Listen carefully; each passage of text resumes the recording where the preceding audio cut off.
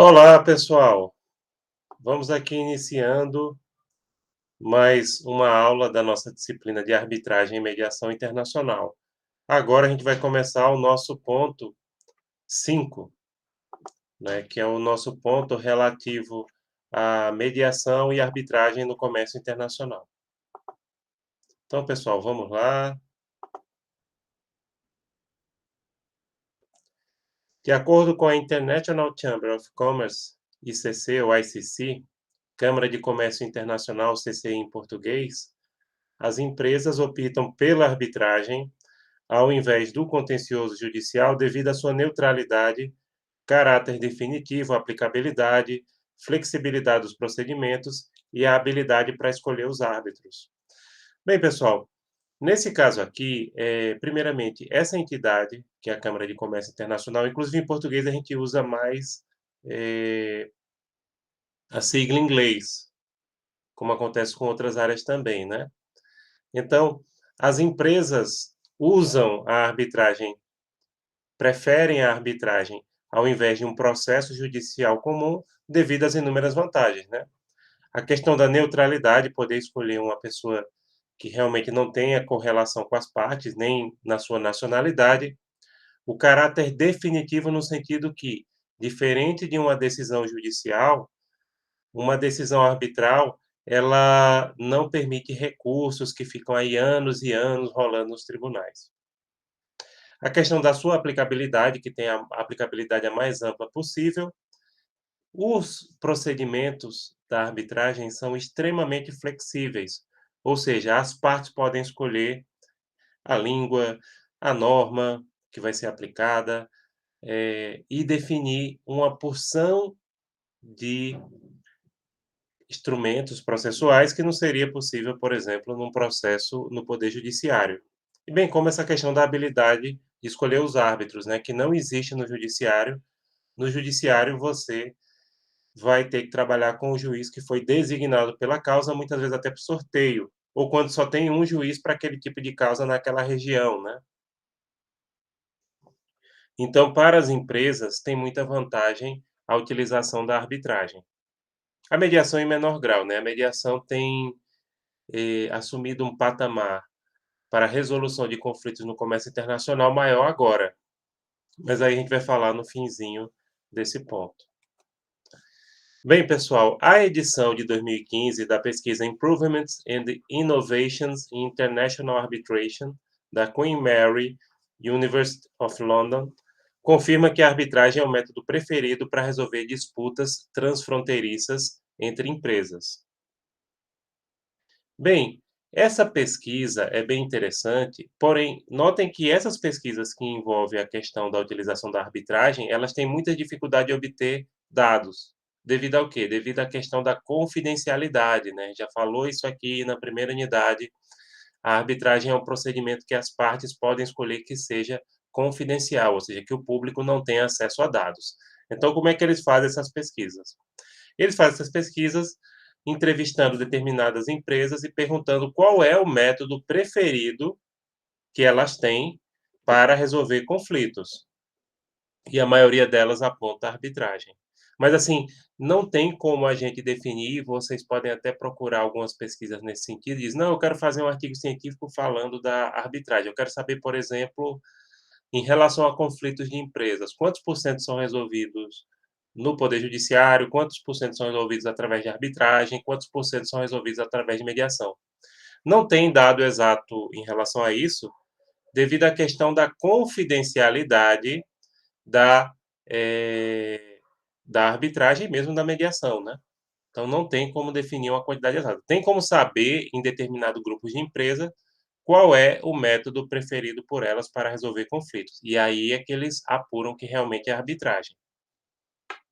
E, aliás, a própria ICC, enquanto a entidade que representa o comércio internacional, ela tem uma noção grande em relação a isso, né, porque eles trabalham já e eles, veem em relação às empresas que são associadas à entidade, que elas realmente elas preferem utilizar mais a arbitragem do que o poder judiciário. Os procedimentos de arbitragem são dirigidos pela autonomia das partes, né, que são escolhas feitas pelas próprias partes sobre como querem que o litígio seja conduzido. A primeira opção consiste em decidir se pretendem ou não optar pela arbitragem. As partes podem então escolher o tipo de arbitragem, se será administrada por uma instituição ou não, e, se sim, qual. O local, o idioma em que irá decorrer, a lei aplicável, o número de árbitros, entre outros.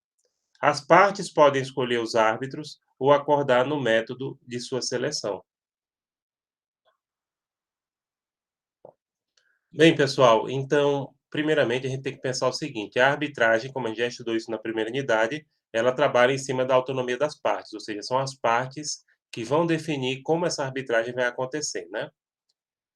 Então, a primeira opção delas, como está dito aqui no texto, é escolher se eles vão resolver o problema, o conflito, usando a arbitragem ou não, né? Então, as partes depois podem escolher o tipo de arbitragem. Se essa arbitragem é administrada por uma instituição, que é mais normal, seja a ICC, as câmaras arbitrais que existem, por exemplo, nas cidades mais importantes do Brasil, o local, o idioma também pode escolher, a lei aplicável, inclusive a lei não precisa ser a lei do Estado, pode ser a lex mercatoria. E o que seria a lex mercatoria? A lex mercatoria seria a lei dos dessas entidades empresariais. Por exemplo, as cláusulas incoterms, que são definidas pela própria ICC, não são normas criadas por nenhum Estado, são criadas pela própria entidade. A ICC, pessoal, ela não é uma organização internacional, ela é uma ONG formada por empresários e empresas no mundo inteiro. Essa lex mercatória ela tem origem lá na Idade Média, no norte da Itália, são normas que no princípio eram criadas pelas guildas, aquelas entidades que juntavam empresas na Idade Média, empresários, artesãos, etc. Hoje em dia, a nova lex mercatoria, ela é definida por essas câmaras de comércio. Não tem só a ICC é a principal e a maior, e a mais genérica. Existem muitos setoriais. Então, pessoal, é interessante aí a gente notar que tem a questão do número de árbitros, tem, as partes também podem escolher, além de escolher os árbitros, podem definir o método de sua seleção ou, como acontece, definir que a entidade responsável faça isso. Existe uma enorme flexibilidade procedimental no contexto de uma dada arbitragem, que é a grande vantagem em relação ao judiciário, né? Bem, pessoal, em relação à questão da flexibilidade, é o seguinte: as partes podem escolher os procedimentos ligados à arbitragem, isso de forma bem diferente em relação à questão do poder judiciário. E essa flexibilidade eles entendem quanto uma vantagem. O contencioso judicial em áreas transnacionais geralmente tem de ter lugar nos tribunais de uma das partes do litígio. Isso significa também que o juiz irá partilhar a nacionalidade de uma das partes, ou pelo menos a educação e formação legal.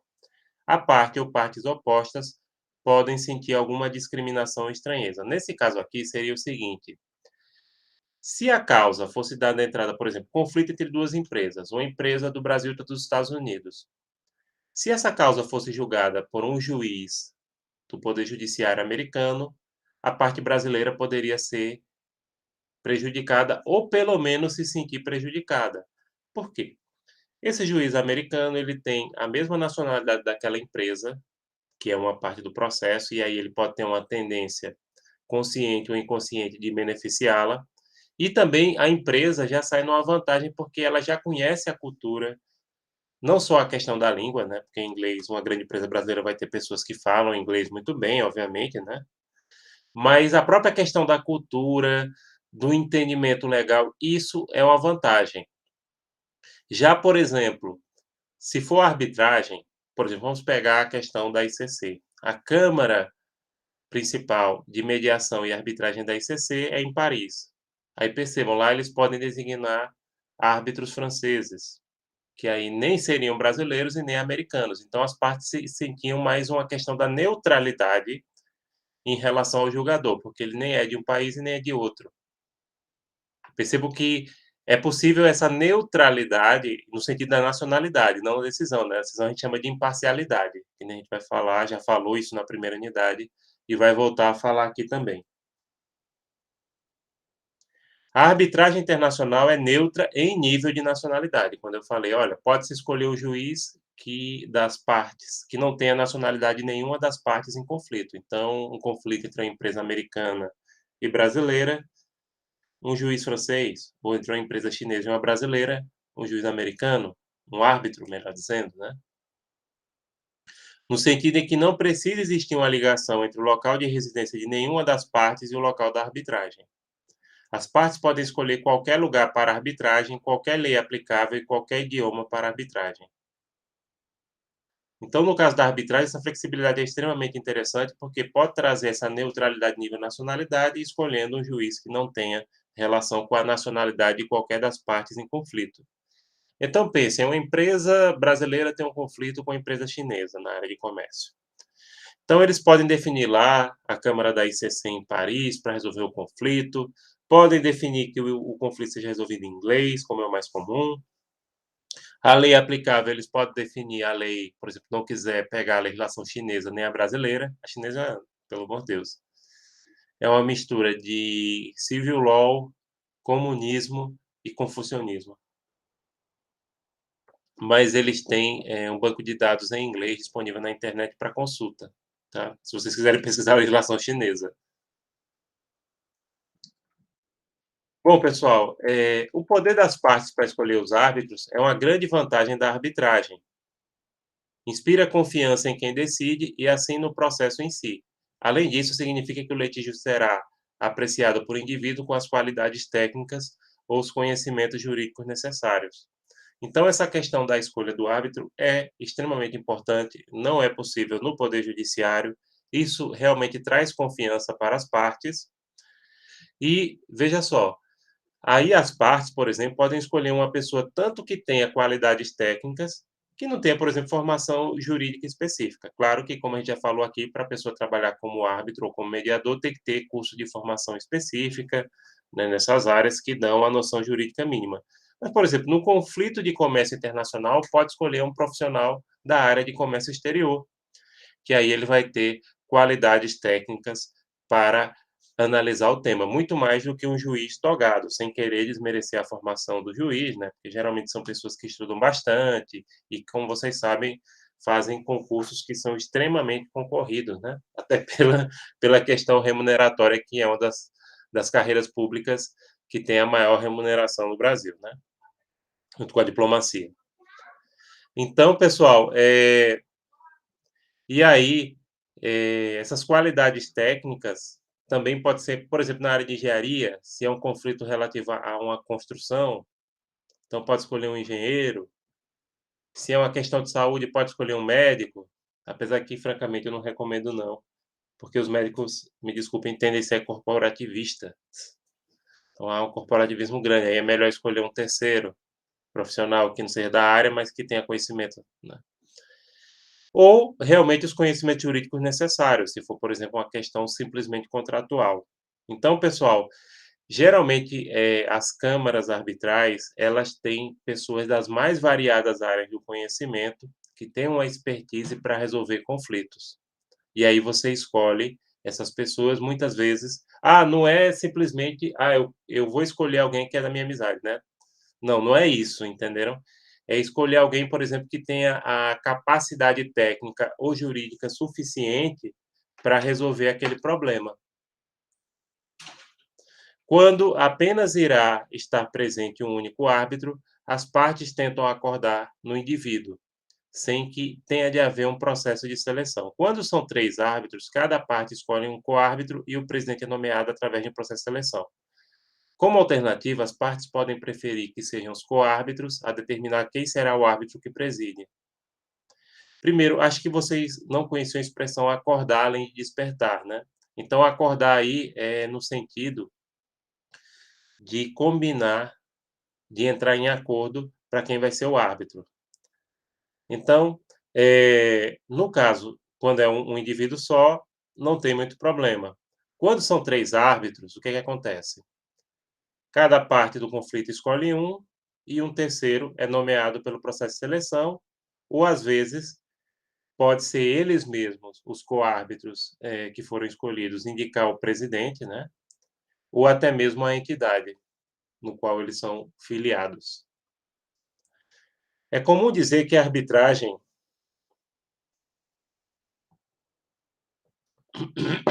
é tão boa quanto os árbitros. Evidentemente, não há dúvida de que a qualidade e experiência dos árbitros irão ter um impacto significativo na qualidade do processo e no seu resultado. Pode ser importante ou pelo menos desejável que os árbitros possuam certas competências e ou especialidade, seja linguística, técnica ou legal. Então, realmente, a qualidade da arbitragem depende da qualidade do árbitro. Então, aí as partes vão analisar quais são as qualidades que elas querem nos árbitros, que vão julgar aquele conflito, né. É preciso que eles tenham uma determinada competência, uma determinada especialidade numa certa área, né, construção civil, comércio exterior, análise de contratos, a questão do domínio linguístico, né, a questão especificamente mais técnica, uma questão, assim, mais legal. É uma questão mais técnica, uma questão mais legal, os 2. Então, nota que a questão do perfil do árbitro, as partes podem acordar, né, entrar em acordo.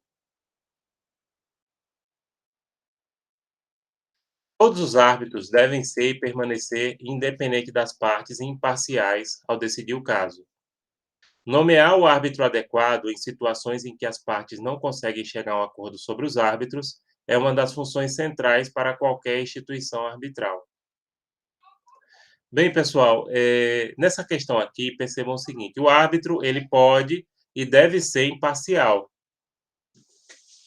Pode e deve ser imparcial. Lembrando que, como a gente falou na primeira unidade, imparcial é aquele árbitro que não tenha amizade ou inimizade com as partes, ou seja, que não beneficie ou não prejudique nenhuma das partes por ser amigo ou inimigo delas.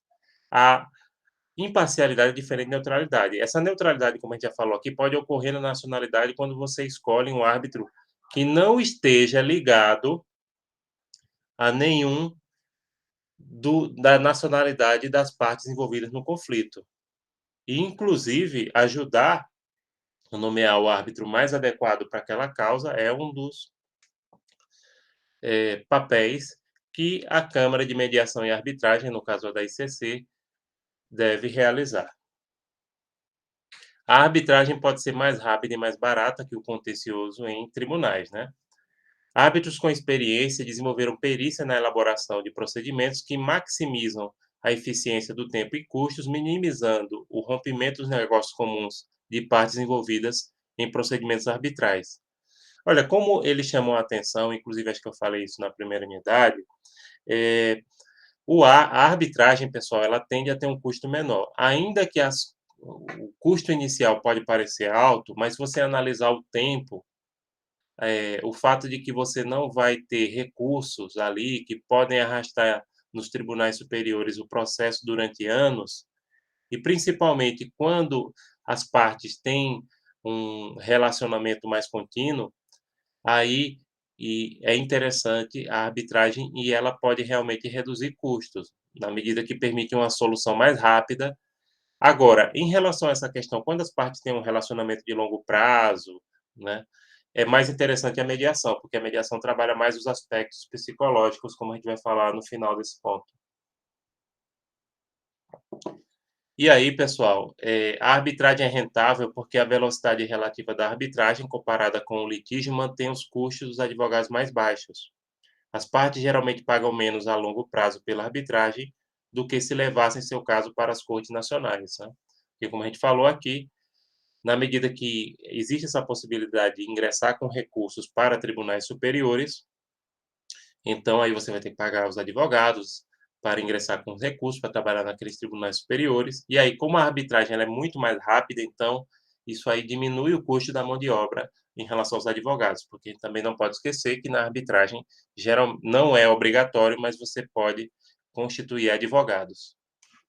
Bem, pessoal, aqui encerramos essa primeira parte do ponto 5. As referências estão disponíveis no final dos slides, que já estão no Moodle.